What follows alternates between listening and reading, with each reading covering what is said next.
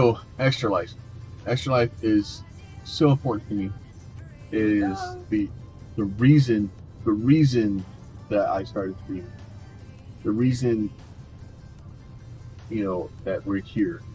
When I was 9 years old, I had a horrific accident, and this will get a little bit graphic. So, but when I was 9 years old, I stepped on something called a hurricane glass. If you go and you can go do a Google search for a hurricane glass. It's a type of glass that typically a hurricane is an alcoholic drink.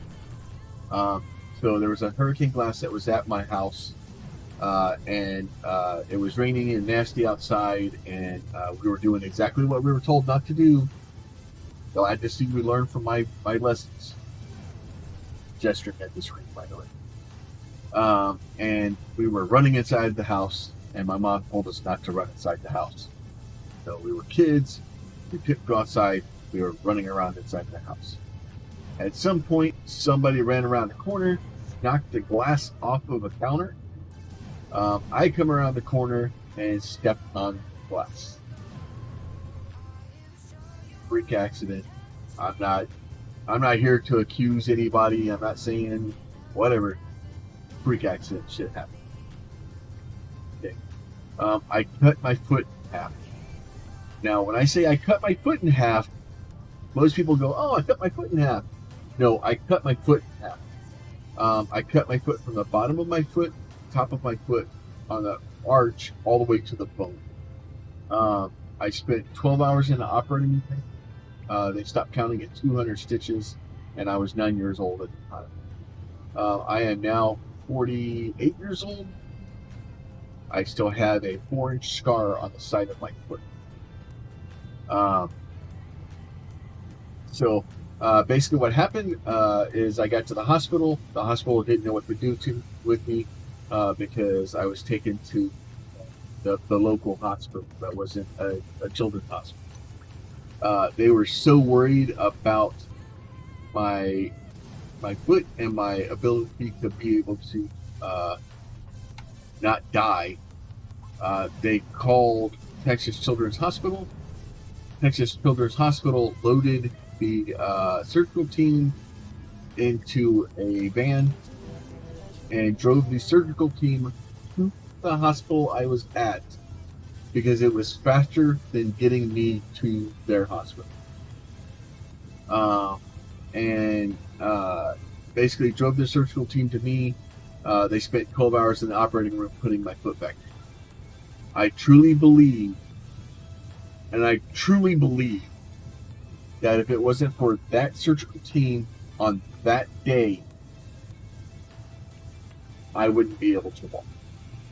I believe, and more than likely, I seriously could have died that day. That team gave me a normal life, and it gets a little emotional for me, and it gets a little I would not have had a normal life. So silent so said at least amputation, right? And it quite possibly could have led to it. The way the skin was cut. Build over. It doesn't like us digging that hole. The way the skin folded closed the arteries off of my foot, which kept me bleeding out, which would have killed me before I got to the hospital. Evie! Yeah, we woke up some sand. Yeah. So the trick is, though, now you have to remember, we're in 2020. Like now, if that happened to a kid, they're like, okay, microsurgery, it's not really an event. This happened in the 80s. Specifically, like 1983. 1984. Okay. That was the Stone Age. That was 100 years ago. Okay, it was like 4 years ago. But still, it might as well have been 100 years ago. They might have well been operating on me with, flint and steel with a freaking campfire behind them, right? You know, it's crazy, right, to me to think that far back that they were able to put me back together. So now, we call it 8 months ago. It feels like so long ago. It feels like it feels like a different lifetime. So my goal with the channel, with Extra Life, is to raise awareness and to try to help, just help another child, just help another kid. If I can raise just a little bit of money that goes to the hospital to help another child that can then maybe go out to live a normal life, I don't need to know them. I just know that they're there. Like that, I paid it forward. Yes, there's lots of red flags. I see it. I can help another kid. Then I repaid my debt, right? I repaid those doctors because that's the best way I can thank them. And I've kind of gone back and I tried to figure out who the doctors were and the nurses were, and I don't even know where to start. The few things I found dead ends, and I don't even know where to start to look for that information. But the best thank you I can give to them, at least in my mind, the best thank you I can give to them is to raise more money to the hospital. For me to have grown up, went to the military, proven that the work they did on my foot was amazing, right? And for me to then come be a successful adult and start providing help for other kids and giving money back to the hospital. That is the best thing I can do in my mind. So that's what we do, and that's what we do here.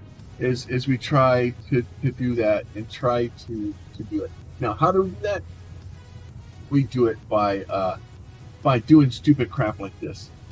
So November 5th and 6th this year, we're going to be doing the Extra Life Game Day. Right now, we're building this big magma boar thing here, and we got magma coming up. We're going to kill a bunch of monsters. November 5th and 6th, we're going to take all the money that people have donated throughout the year. Right now, the $170. Every $5 that's donated, we're going to add a threat agitator. We're going to start upsetting the bugs as much as we can, and we're going to see how many bugs we can kill in 24 hours. It'll be 2 12-hour shifts. We'll do 12 hours on November 5th. We'll do another 12 hours on November 6th. And we're just going to have a lot of fun with it. We're going to give some games away. We're going to just generally have a good time. And we're going to celebrate the fact that, this hospital does wonderful work and helps kids build kids. So that's the best thing I think of how to do it. And it seems a little weird that I'm, celebrating by playing games of, children being in the hospital. But that's really not what we are. We're celebrating that these kids are hopefully going to get out of the hospital and that they'll be able to return to be a kid.